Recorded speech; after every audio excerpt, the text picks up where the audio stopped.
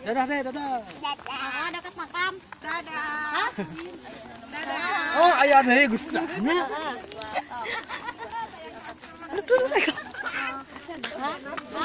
Sip.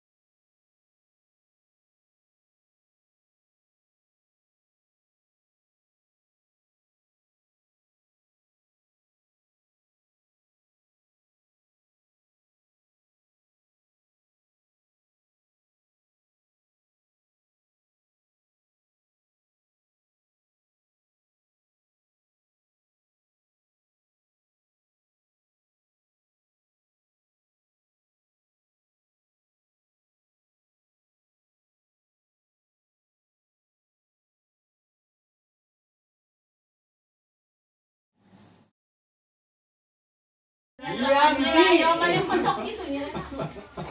dua. Singulir lah. Tapi kalau di kocok, lagi kocok. Bismillahirrahmanirrahim.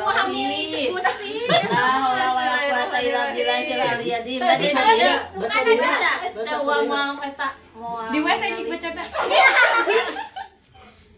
Tade. Wah, men asli. Hermawan. Bener ya, sumpah abinya. Kayaknya abi boga duit. Kieu. Hermawan menang. Sing lancar bayar mah. Balik ieu atuh balik ieu. Ibu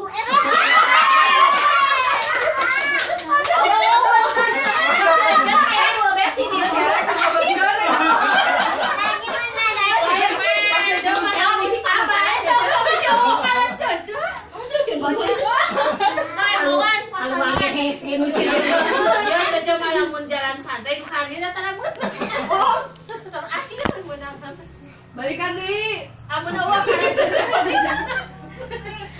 kana aja balikan deui. Iya kasih.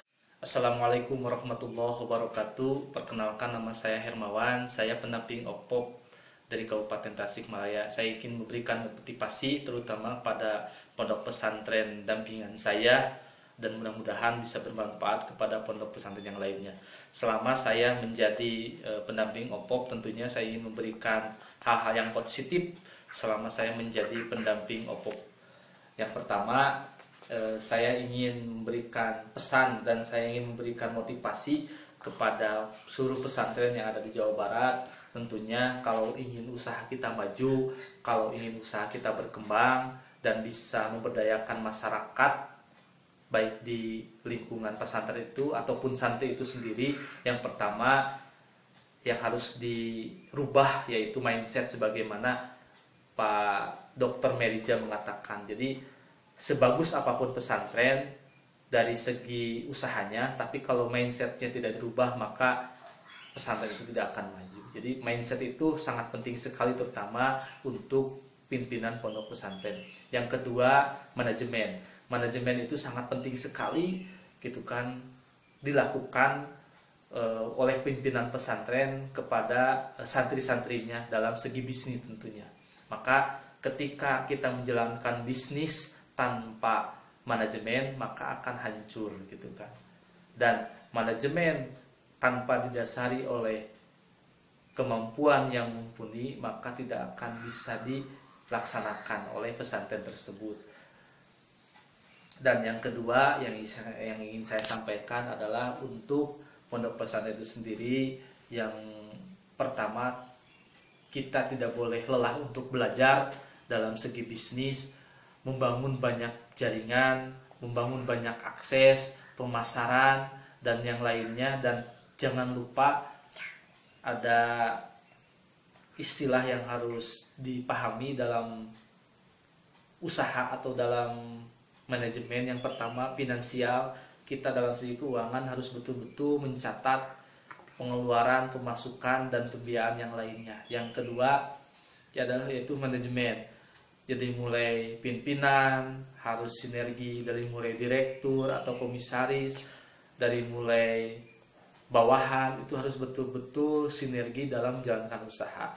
Dan yang ketiga yang disingkat adalah operating, pengolahan. Pengolahannya itu harus betul-betul profesional gitu kan, oleh santri yang betul-betul mempunyai komitmen, oleh santri yang betul-betul mempunyai tekad yang kuat untuk memajukan usaha. Tidak hanya itu, pimpinan pesantren pun harus mempunyai komitmen dalam memajukan usaha. Dan yang terakhir adalah sumber daya manusia. Jadi kita harus bisa memaksimalkan sumber daya manusia yang berada di pondok pesantren tersebut. Jadi kalau misalkan sumber manusianya itu tidak dilatih, tidak diberikan training oleh pesantren, maka usaha sebagus apapun tidak akan berhasil untuk dilaksanakan. Itulah beberapa motivasi yang saya sampaikan. Jadi jangan sampai program OPOP ini 2019 yang kemarin, ketika pesantren diberikan modal, baik yang startup ataupun scale up berhenti di situ saja gitu kan, harus bisa berkembang, harus bisa memberdayakan seluruh aspek yang berada dalam pondok pesantren itu sehingga pesantren menjadi sejahtera, sehingga pesantren lebih maju lagi dan umat menjadi sejahtera. Itu saja yang bisa saya sampaikan. Wassalamualaikum warahmatullahi wabarakatuh.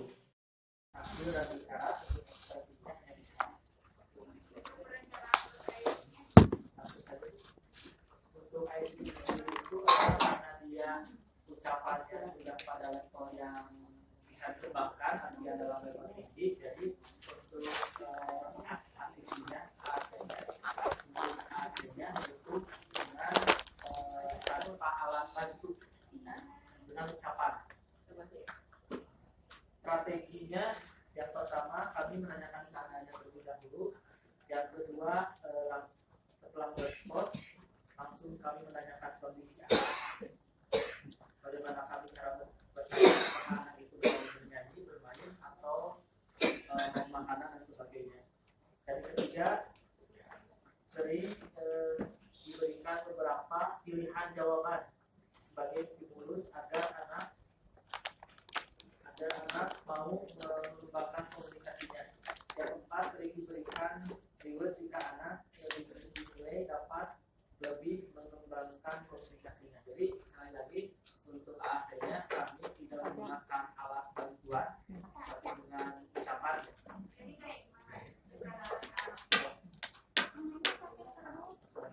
Jadi seperti ini mungkin tadi ketika Permasalahannya apa pada anak ini sehingga perlu ada jadi anak tidak bisa mengekspresikan sesuatu yang dialaminya. Misalkan tadi contohnya ketika anak lelah, gitu kan, dia itu sebelum kami bertanya, dia tidak bisa mengungkapkan apa yang dia inginkan. Seperti itu.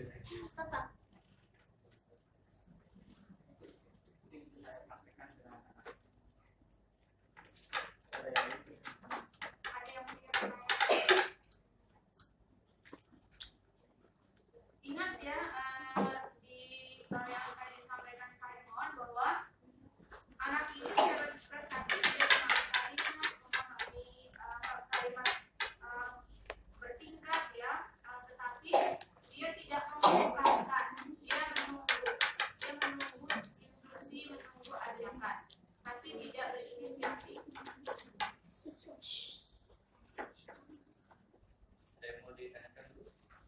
Atau mungkin bisa diperagakan dengan teman dulu Pak sambil nunggu Tiffany.